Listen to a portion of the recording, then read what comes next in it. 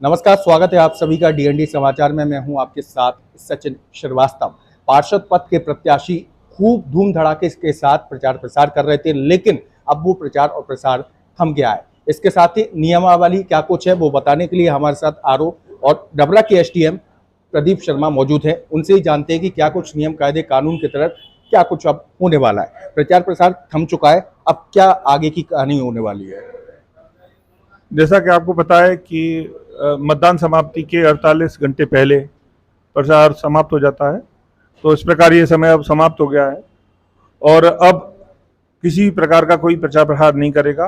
न अब धारा 144 लागू रहेगी, कोई व्यक्ति समूह में प्रचार करते हुए नहीं पाया जाएगा। किसी प्रकार की प्रचार की एक्टिविटी में पाया जाता है तो निर्वाचन कानूनों के तहत उसके विरुद्ध कार्रवाई की जाएगी। इसी प्रकार जो मतदान केंद्र है उससे 100 मीटर की दूरी के अंदर कोई भी व्यक्ति कोई पोस्टर बैनर नहीं रखेगा और उससे दूरी बना के रखेगा। इस प्रकार मतलब 48 घंटे से पहले सारी गतिविधियां, चुनाव संबंधी, प्रचार संबंधी गतिविधियां सारी थम जाएंगी। अच्छा, अगर बात की जाए तो कई लोग प्रलोभन भी दे रहे हैं, कोई शराब का, साड़ी, ये तमाम चीजें वो रहती हैं, तो उस विषय को लेकर आप क्या कहना चाहेंगे? यदि इस प्रकार की कोई शिकायत पाई जाती है तो हम अपनी बीएसटी एफएसटी टीमों के माध्यम से वहां जाएंगे, जा ही रहे हैं और वीडियोग्राफी भी करा रहे हैं। और यदि उनके द्वारा कोई एक्सपेंस किया जा रहा है तो उसको उनकी व्यय लेखा में जोड़ा जाएगा। जैसा कि पता है कि यहाँ पर अधिकतम सीमा है 2.5 लाख रुपए है, उससे अधिक आदमी व्यय नहीं कर सकता, तो उस परिधि के अंदर ही प्रत्याशी व्यय करेगा।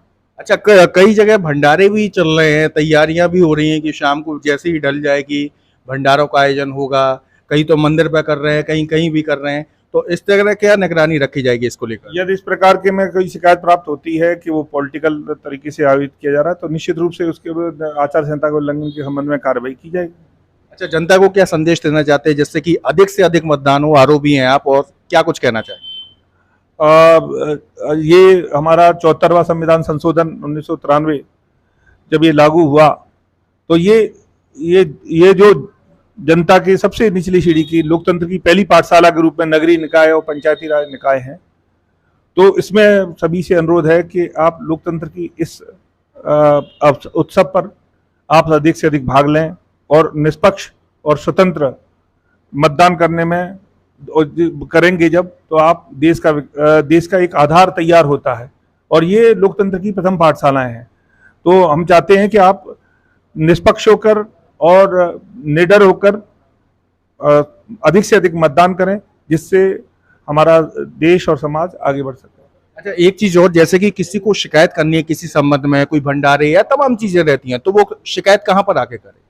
देखो, शिकायत के कई पहलू हैं। वो अपने क्षेत्र के थाना प्रभारी को कर सकता है, एसडीओपी को कर सकता है, रिटर्निंग ऑफिसर के रूप में मुझे कर सकता है, तो हम अपनी और कंट्रोल रूम में भी कर सकता है।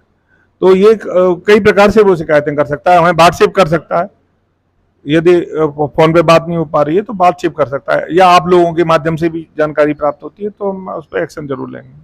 बिल्कुल, तो ये थे हमारे साथ एसडीएम प्रदीप शर्मा, जिनका साफ तौर पर कहना था कि प्रचार और प्रसार को थम गया है, लेकिन कोई अनैतिक गतिविधि पाई जाती है तो उस पर सख्त से सख्त कार्रवाई होगी। और ये प्रथम सीढ़ी है राजनीति की, इसको लोकतांत्रिक तरीके से उपयोग करें, शांतिपूर्ण व्यवस्था बनाए रखें और अच्छे से मतदान करें, ये उनका कहना है। अब देखते हैं कि भविष्य के करते में डबरा किसे चुनती है, ये तो आने वाला वक्त बताएगा, लेकिन शांतिपूर्ण मतदान हो इसके लिए प्रशासन पूरी तरह से कस चुका है।